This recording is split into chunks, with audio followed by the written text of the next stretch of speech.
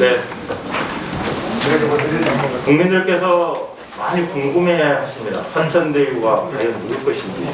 저는 화천대유는 돈 받은 사람 것이다 라고 말씀드리고 싶습니다. 그리고 국민들께서 쉽게 이해하도록 도대체 화천대유 사건이 어떤 사건인지에 대해서 일단 개괄적으로 좀 말씀을 좀 드리겠습니다.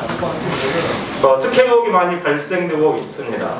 당초에 대장동 사업은 공공개발로 이루어지고자 했었습니다. 공공개발은 수익이 발생하면 그것을 직접 시행했던 공공기관이 수익을 가져가고 그 발생된 수익을 국민들께 다시 되돌려주는 사업이 공공개발입니다. 공공개발로 사업을 진행하려고 LH에서 성남시에 2008년 12월에 사업을 제안합니다. 2009년 7월에 성남시가 LH의 제안을 수용을 합니다.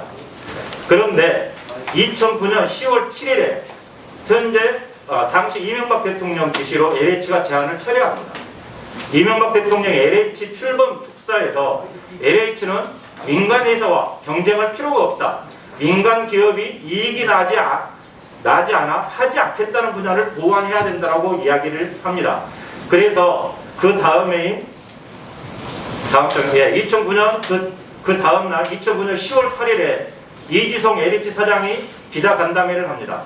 민간과 경쟁하는 부분이나 단수 집행 기능은 폐지하고라고 밝히면서 당초에 공공개발을 하고자 했던 사업이 민간개발로 넘어갑니다. 이것은 순전히 민간개발은 잘 아시는 것처럼 수익이 발생되면 민간업자들이 가져가는 게 민간개발입니다. 그것을 막기 위해서 공공개발을 하고자 했던 겁니다.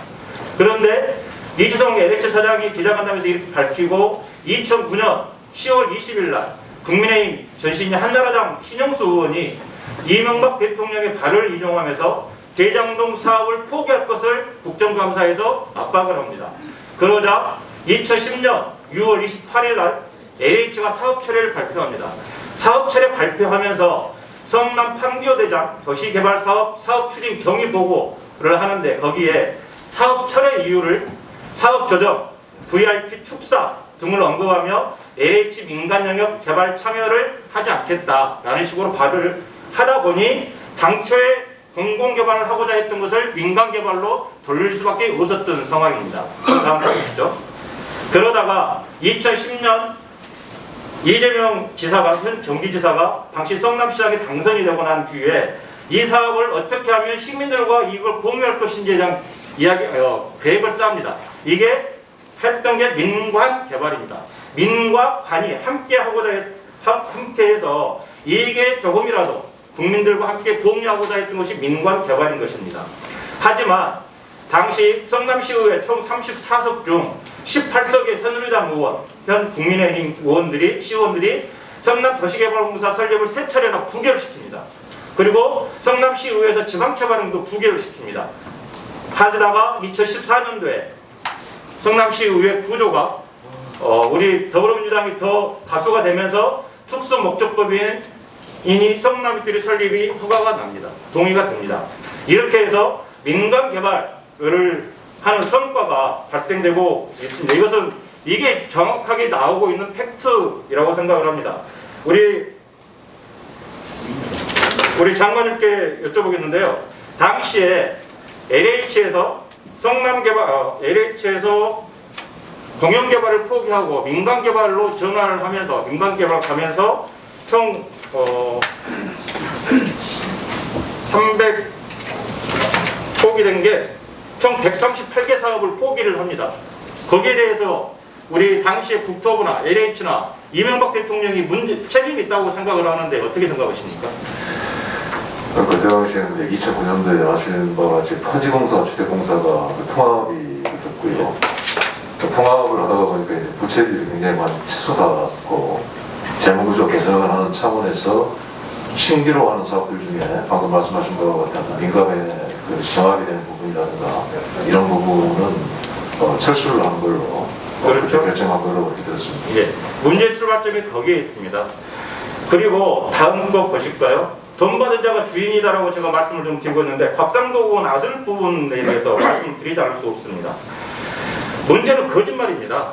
손바닥에 왕자를 써놓고 옆집 할머니가 써줬네 무슨 글자일지 몰랐네, 손 씻을 때는 손가락만 씻어서 지워지지 않았네 라고 하는 거짓말이 문제인 것처럼, 여기에 곽상동은 아들의 해명 자료가 문제가 있는 것입니다.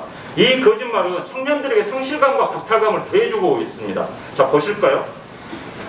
곽상동은 아들이 김누구누구 아버지가 김누구누구가 부동산 개발 사업을 하는데 사람을 구한다더니 한번 생각 있으면 한번 알아보라고 이야기를 합니다. 즉 2015년도 2월 달에 상대 산업 디자인과를 졸업한 사람이 2015년 같은 해에 아빠 찬스로 해서 그 부동산 회사에 취직을 합니다. 이거 명백한 아빠 찬스입니다. 스스로 인정한 아빠 찬스이고요. 다음 거. 그리고 해명 자료에 보면 허가 분양 관련, 보증 관련 토지 매도자 업무, 토지 사용 승낙 검토와 승낙서 발부, 토지 중도금 대출 관련 업무도 책임지고 있었습니다라고 해명을 합니다. 도시보증공사 사장님 나와 계시죠? 허브 사장님 와 계십니다. 다른 잡도 나오세요. 자, 여기 이 아들이 해명한 것처럼 토지 중도금 대출과 관련한 업무를 했다고 이야기를 하는데, 허브에서 이런 업무를 했습니까? 이 사람과? 저희 확인 결과는 이건 관리형 토지 신탁 사업이라서 당시 신탁사에 하나자산신탁이 직접 신청했으므로 화천대 이웃지구는 그 업무와 직접적인 관련이 없는 걸로 확인되었습니다. 네, 그렇습니다. 이렇게 거짓말을 하고 있는 겁니다. 다음 거 보실까요? 시간이 별로 없어서. 공사 지연 사기를 제거하고 멸종위기종 발견으로 공사가 중지될 뻔했던 것을 빨리 대처했다라고 하는데, 여기 멸종위기종을 만약에 대처를 어떻게 했는지 모르겠지만 이것은 징역형입니다. 여기다 수사가 필요합니다. 다음 거. 문화재도 가로막힌 업무를 하겠다, 문제를 풀었더라고 이야기를 합니다. 30초간 쓰겠습니다. 정리하겠습니다. 그래서 문화재도 이렇게 하겠다고 합니다. 당시에 곽상도 의원이 문체위 위원이었습니다. 그래서 가능한 거 아닌지 조선일보에서 살펴보겠다라고 이야기 나옵니다. 다음 거. 또한 산재 유로금 나옵니다. 산재 유로금은 세금이 붙지 않습니다. 그런데 50억을 받아서 22억을 세금을 얻었다고 합니다. 또 산재 신청도 되어 있지 않습니다. 이것도 거짓말입니다. 다음. 50억을 7년간 공적으로 인정해서 했다? 이건 도저히 이해할 수 없습니다.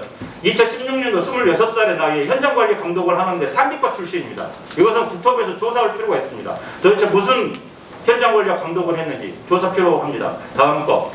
그래서 이준석 야당 대표도 인정하지 못하겠다. 솔직하게 말하면 곽상동 의원 아들 보고 그렇게 과다한 퇴직금을 줬겠냐. 저는 그렇게 생각지 않는다. 국민들도 그렇게 생각지 않는다고 이야기를 합니다. 이게 화천대 주인이 누구인지를 밝히고 있는 명백한 사실입니다.